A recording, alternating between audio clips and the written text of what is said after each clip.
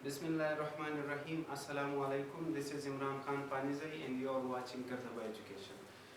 Dear viewers, dear students, हम लोगों ने केमिकल इक्विलिब्रियम का चैप्टर स्टार्ट किया हुआ था। केमिकल इक्विलिब्रियम में हम लोगों ने रिवर्सिबल रिएक्शंस पढ़े थे और उसके साथ हमने डायनेमिक इक्विलिब्रियम भी अलग से स्टडी किया हुआ था प्रॉपरली। उसी डायनेमिक इक्विलिब्रियम को लेते हुए जो हमारा नेक्स्ट टॉपिक है वो है law of mass action and expression for equilibrium constant. आज हम ये दोनों चीज़ें पढ़ेंगे। एक तो हम लॉ ऑफ मास एक्शन को स्टडी करेंगे, उसको सीखेंगे, और उसके अलावा हम लोग एक्सप्रेशन फॉर इक्विलिब्रियम कांस्टेंट इसको भी हम डिराइव करेंगे, इसकी डिराइवेशन करेंगे। तो सबसे पहले जो हमारा आज का टॉपिक है वो है law of mass action. Law of mass action मैंने जैसे अभी मैंने आपको कहा कि उसी डायनेमिक इक्विलिब्रियम को ही लेते हुए हम आगे जा रहे हैं। तो दो साइंटिस्ट थे 1864 में, एक गोल्डबर्ग था और एक का नाम था वेज। उन दोनों ने क्या किया, उन दोनों ने उसी डायनेमिक इक्विलिब्रियम को कंसंट्रेशन के लिहाज से स्टडी किया। किस लिहाज से? कंसंट्रेशन के लिहाज से स्टडी करना स्टार्ट किया, और उसके साथ या आप लोग कह सकते हो कंसंट्रेशन की बुनियाद से, कंसंट्रेशन के प्रोस्पेक्टिव से, या उसके अलावा आप लोग कह सकते हो कि क्वांटिटेटिवली उन्होंने उसको क्वांटिटेटिवली स्टडी किया। ठीक है। आज अब यहाँ पर जब उन्होंने इसको कंसंट्रेशन और क्वांटिटी के बेस से स्टडी किया उसी डायनेमिक इक्विलिब्रियम को, तो ये दोनों साइंटिस्ट एक नतीजे पर पहुंचे।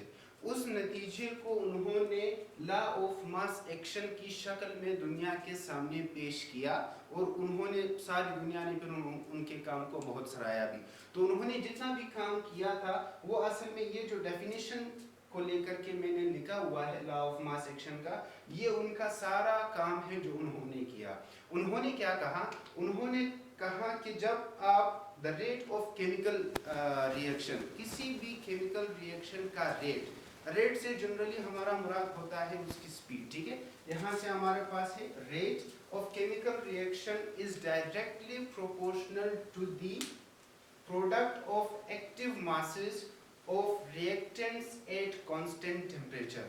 अब यहाँ पर आप लोगों को शायद थोड़ा सा इसमें कंफ्यूजन हो, हम इसको स्टेप बाय स्टेप में आपको इसको समझाने की कोशिश करता हूँ। एक इसमें पॉइंट है रेट ऑफ केमिकल रिएक्शन, जो जिसको मैंने ऑलरेडी अंडरलाइन कर लिया है। उसके बाद है डायरेक्टली प्रोपोर्शनल, आप लोग समझे। उसके बाद आपके पास है प्रोडक्ट ऑफ एक्टिव मासेस। ठीक है।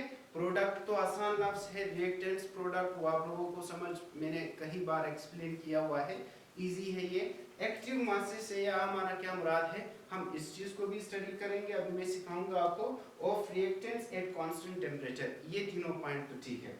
अब rate of chemical reaction, for example अगर आप एक केमिकल रिएक्शन लेते हो, मैं एक जनरल केमिकल रिएक्शन ले रहा हूं, आपके पास है एक ए और एक है बी। ठीक है। और ये दोनों आपके पास बना रहे हैं सी प्लस डी को। ठीक है। इसको मैंने रिवर्सिबल रिएक्शन कर लिया, क्योंकि मैंने आपको बताया कि हम डायनेमिक इक्विलिब्रियम को ही स्टडी कर रहे हैं। अच्छा, तो रेट ऑफ केमिकल रिएक्शन, किसी भी केमिकल रिएक्शन का, केमिकल रिएक्शन इसे कहते हैं जब ए और बी मिलकर के सी और डी बना रहे हैं, इसको हम लोग एक केमिकल रिएक्शन कह रहे हैं। अब उस स्पीड, वो मिकदार जिससे ए और बी मिल करके सी और डी बना रहे हैं, उसको हम लोग कहते हैं रेट ऑफ केमिकल रिएक्शन। ठीक है।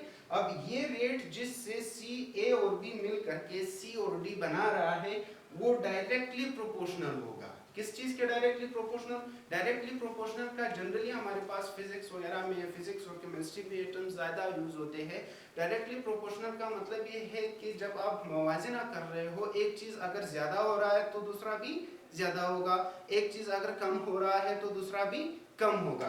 तो यहाँ पर जब आप rate of chemical reaction is directly proportional to the product of active masses. अच्छा, अब एक्टिव मासेस से, प्रोडक्ट ऑफ एक्टिव मासेस से हमारा क्या मुराद है, इसको समझाने के लिए मैं आपको एक छोटी सी एक जनरल फिजिकल एग्जांपल दूंगा ताकि आपको समझ आ जाए। ठीक है। अगर मैं इस ए को एक सर्कल या एक बॉल की शक्ल में लूं, कि जो हमारे पास ए रिएक्टेंट है ये इस शक्ल में है, इसी तरीके से अगर मैं इसी बी को भी एक बॉल की तरह ही लूं कि ये बॉल है, ठीक है। अब ये दोनों आपस में मिल रहे हैं, ये दोनों जब आपस में मिलेंगे तो ये दोनों आपस में इस तरीके से बिल्कुल नहीं मिल सकते। फॉर एग्जांपल ये ए हुआ, ये बी हुआ, एकदम से ये सारे नहीं मिल सकते। अगर ये दोनों मिलेंगे बी तो ये इस तरीके से मिलेंगे, ये इस तरीके से मिलेंगे कि ये आपके पास ए आएगा और ये बी आएगा, पहले इसके इस साइड के साथ ऐसे इंटरेक्ट करेगा। मतलब जो केमिकल रिएक्शन है वो बाकी के हिस्से में नहीं होगा बल्कि सिर्फ इस छोटी सी जगह पर होगा, ठीक है। अब इस छोटी सी जगह का जो प्रोडक्ट बने, इस छोटी सी जगह के आपस के रिएक्शन से जो नतीजा बनेगा वो आपका प्रोडक्ट कहलाएगा एक्टिव मासेस के, ठीक है।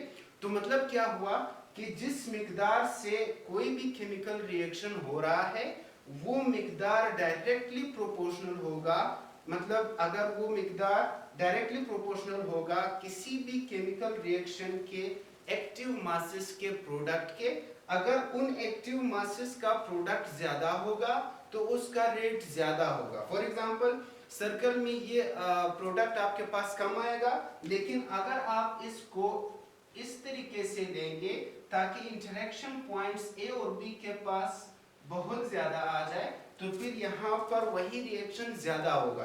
क्योंकि यहाँ पर अगर आप फोकस करेंगे यहाँ पर बहुत छोटी सी जगह है जहाँ पर वो एक दूसरे के साथ इंटरेक्ट कर रहे हैं, एक्टिव मासेस फॉर्म कर रहे हैं, उसकी बनिस्बत यहाँ पर बहुत ज्यादा है, ये बहुत बड़ी जगह आपस में इंटरेक्ट कर रहे हो और एक्टिव मासेस हमारे पास ज्यादा है। तो जितने हमारे पास एक्टिव मासेस की इंटरेक्शन प्रोडक्ट के लिए ज्यादा होगी उतना ही उस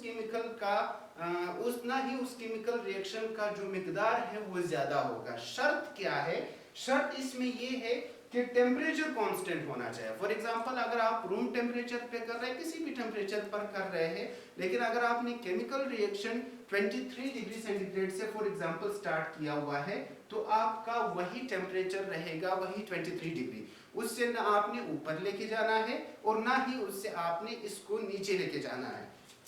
ये था आपके पास छोटा सा जनरल कॉन्सेप्ट, मतलब जो एक्सप्लेनेशन थी लॉ ऑफ मास एक्शन का, ये कहलाता है law of mass action. I hope इसमें कोई कंफ्यूजन नहीं होगा। अब हम अपने टॉपिक के अगले पोर्शन की तरफ बढ़ते हैं जिसमें हम लोगों ने expression derivation for the expression of equilibrium constant का जो हमने उसको नाम दिया हुआ है। ये हमारे पास जो एग्जांपल मैंने लिखा हुआ है ये आपके पास डायनेमिक इक्विलिब्रियम का एक एग्जांपल है, ठीक है। अब इसमें अगर आप गौर करेंगे इसमें असल में दो फेजेस होती है। एक को मैं नाम दूंगा फॉरवर्ड फेज का, ठीक है। दूसरे को मैं नाम दूंगा रिवर्स फेज का, ठीक है। फॉरवर्ड और रिवर्स इंग्लिश के टर्म्स है, आपको इंडेफिनेटली समझ आ चुके ही होंगे।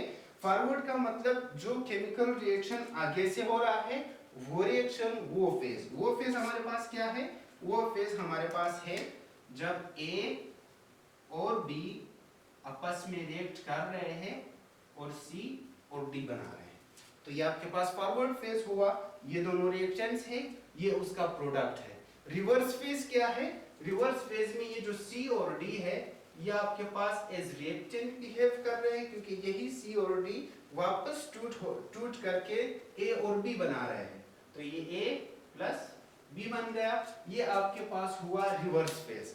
अब इसी दोनों रिएक्शंस पे अगर आप यही लॉ ऑफ मास एक्शन को, इसी लॉ ऑफ मास एक्शन को अप्लाई करेंगे, ठीक है, आप कहेंगे कि रेट ऑफ फॉरवर्ड रिएक्शन को मैं जाहिर करूंगा आर एफ से, ठीक है। ये आर एफ जो है rate of forward reaction R general अगर आप कहते हो तो आर रेट ऑफ रिएक्शन को रिप्रेजेंट करेगा, लेकिन यहाँ पर हमने कहा है फॉरवर्ड रिएक्शन, तो आपके पास है आर एफ जाहिर करेगा रेट ऑफ फॉरवर्ड रिएक्शन को, ठीक है। तो यहाँ पर हमने इसी लॉ को अप्लाई करते हुए हमने कहा कि rate of forward reaction is directly proportional. देखो अब इसी लॉ ऑफ मास एक्शन की मैथमेटिकल फॉर्म आ रही है आपके पास। Rate of forward reaction is directly proportional to the product of active masses. यहाँ पर product of active masses, product of active masses हम किन की बात कर रहे हैं? यहाँ पर हम बात कर रहे हैं ए और बी की, ठीक है। तो हम लोग लिखेंगे ए और बी। रिमेंबर, यहाँ पर जब कुछ नहीं होगा तो जनरली मैथमेटिक्स के रूल्स के हिसाब से वहाँ पे मल्टीप्लिकेशन होगा। तो जब ये दोनों आपस में मल्टीप्लाई होंगे, 3 या 4 जितने भी होंगे आपस में आप उसको मल्टीप्लाई करोगे तो आपके पास उसका प्रोडक्ट आएगा, ठीक है। एक्टिव मासेस, यहाँ पर एक और चीज की एडिशन मैंने की है इन ब्रैकेट्स की।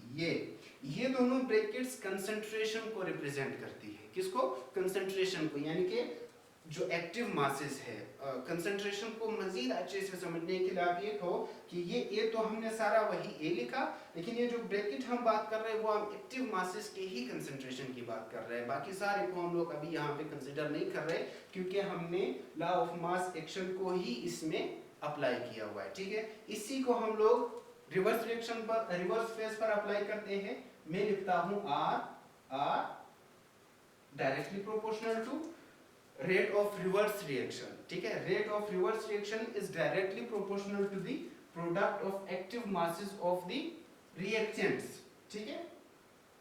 वो है आपके पास C, दूसरा आपके पास है D। ये आपके पास आया, यही लॉ ऑफ मास एक्शन को हमने अप्लाई किया इन्हीं दो केमिकल रिएक्शंस पे। अब यहाँ पर जनरल मैथमेटिक्स का रूल है, जहाँ पर आपके पास प्रोपोर्शनैलिटी का साइन आ जाता है आप उसको खत्म करते हो। तो अब यहाँ पर रेट ऑफ फॉरवर्ड रिएक्शन है, हम इस प्रोपोर्शनैलिटी के साइन को खत्म करते हैं। इसका जनरल रूल ये है कि आप एक कांस्टेंट लेंगे। तो मैं यहाँ पे कांस्टेंट ले रहा हूँ। Rate of forward reaction is equal to, जब आप प्रोपोर्शनैलिटी के साइन को खत्म करते हैं तो आप इक्वल को पुट करके एक कांस्टेंट लगा लेते हैं, ठीक है। तो यहाँ पर मैंने इक्वल का साइन लगाया और मैंने एक कांस्टेंट लगाया। कांस्टेंट मैंने लगाया के एफ, और ये जो के जो है ये आपके पास इक्विलिब्रियम कांस्टेंट कहलाता है। एफ मैंने फॉरवर्ड फेज या फॉरवर्ड रिएक्शन के लिए उसको कंसीडर कर लिया।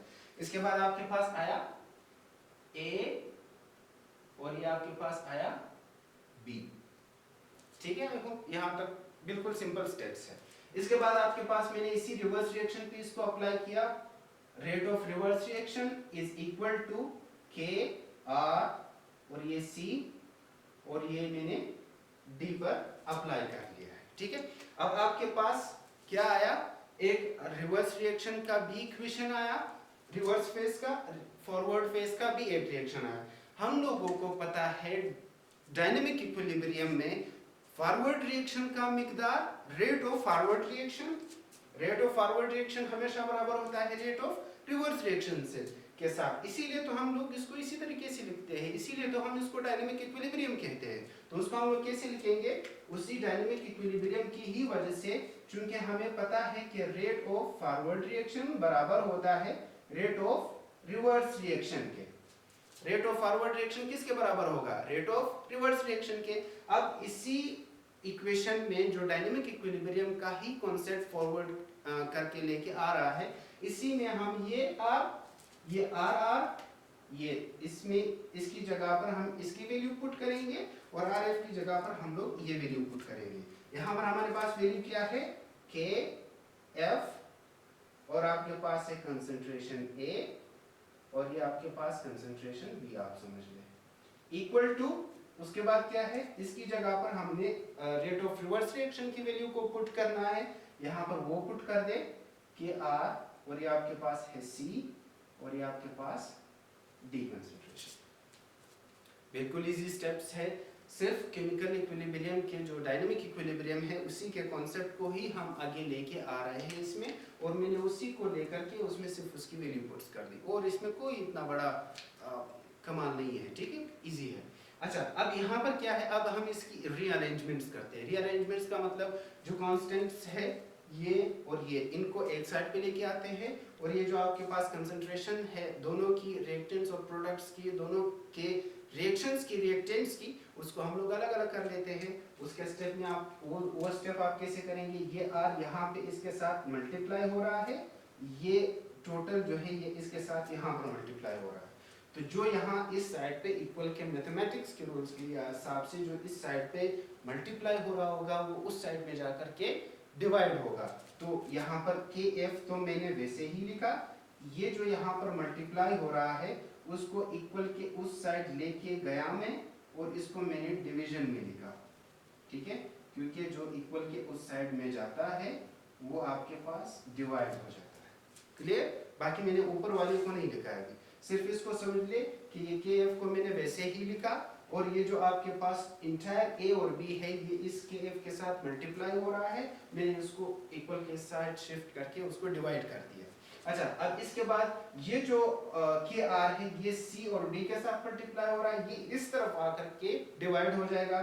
तो ये आपके पास K F divided by K R. Clear? Rate constant of forward reaction, constant of reverse reaction एक दूसरे के डिवीजन में आ गए और ये जो सी और डी है ये उसी तरीके से उसके ऊपर अपनी जगह पर आ गए। ठीक है? क्लियर? अब चूंकि हमें पता है मैथमेटिक्स के रूल्स के हिसाब से एक इक्वेशन में आप एक से ज्यादा कांस्टेंट नहीं लगा सकते। जैसे कि हमारे पास के एफ और के आर आ रहे हैं, तो इस दोनों कांस्टेंट्स को एक करके हम लोग लिखेंगे। हम कहेंगे कि हिंस के F divided by K are is equal to के सी।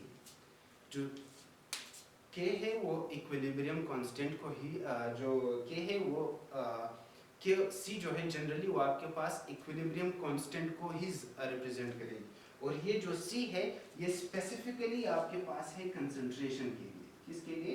कंसंट्रेशन के लिए, यानी कि ये सी यहाँ पर आपके पास कंसंट्रेशन को रिप्रेजेंट करेगी, कंसंट्रेशन का ही कॉन्सेप्ट फॉरवर्ड करेगी। तो इस इक्वेशन की वैल्यू इस इक्वेशन में पुट करेंगे तो आपके पास नतीजा आ जाएगा K C is equal to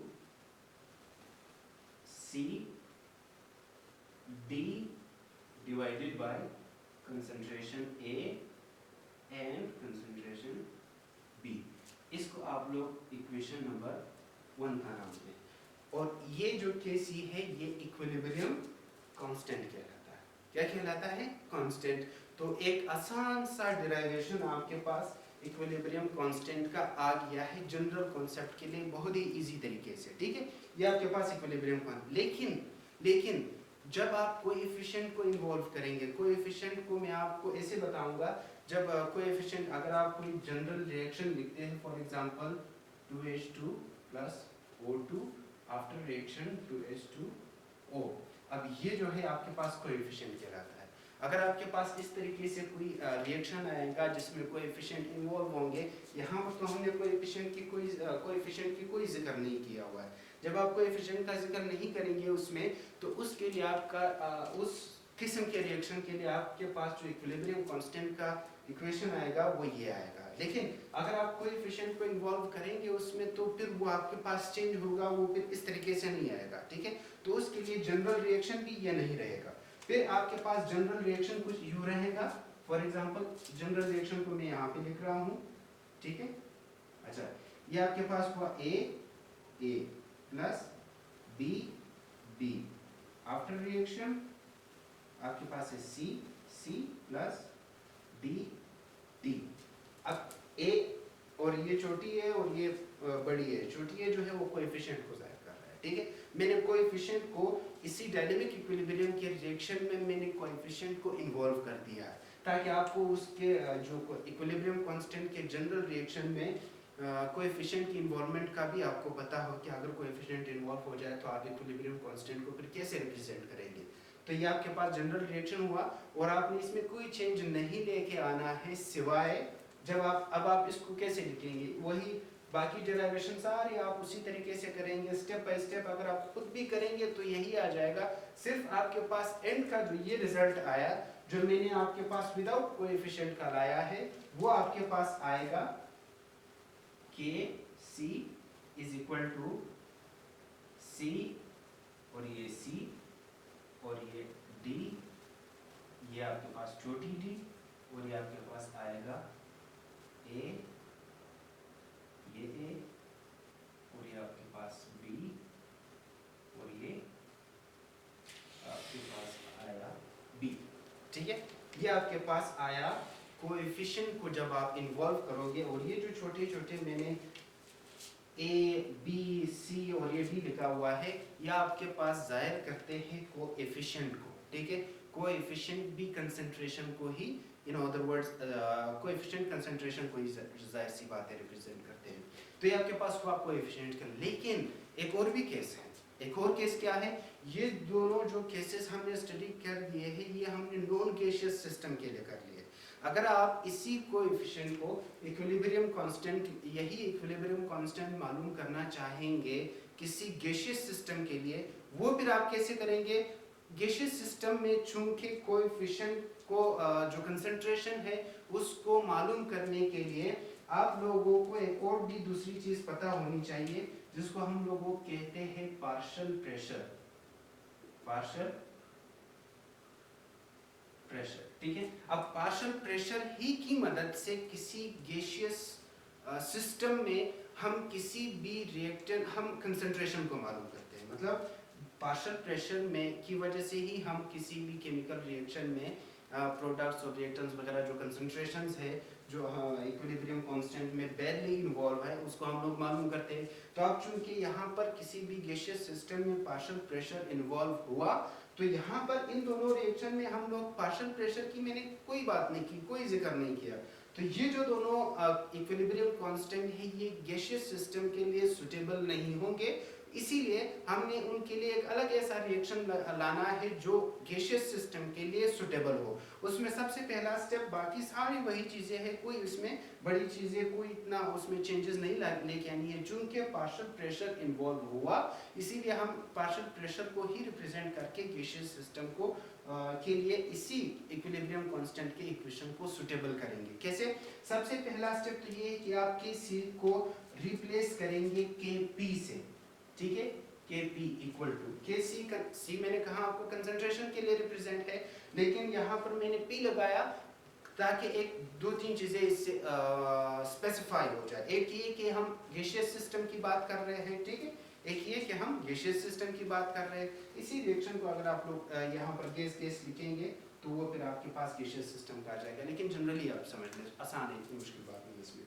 तो Kp जो P है वो पार्शियल प्रेशर को ही जाहिर करेगा। तो जब आप P लिखेंगे तो ये तो स्पेसिफाई हो जाएगा इससे कि आप किसी गैसियस सिस्टम की बात कर रहे हैं, नंबर एक। दूसरी बात, चूंकि आपके पास पार्शियल प्रेशर, जब आप किसी गैसियस सिस्टम की बात करेंगे तब आपने पार्शियल प्रेशर को इन्वॉल्व करके ही उसकी कंसंट्रेशन को मालूम करना है, तो ये हमारे पास इस वजह से स्पेसिफाई हो गया। अच्छा, अब इसके बाद दूसरा क्या है, इसका जनरल रिएक्शन आप कैसे मालूम करेंगे? ये आपके पास P आया, ये C और ये छोटा सा, और ये आपके पास दूसरा P आया, ये D आया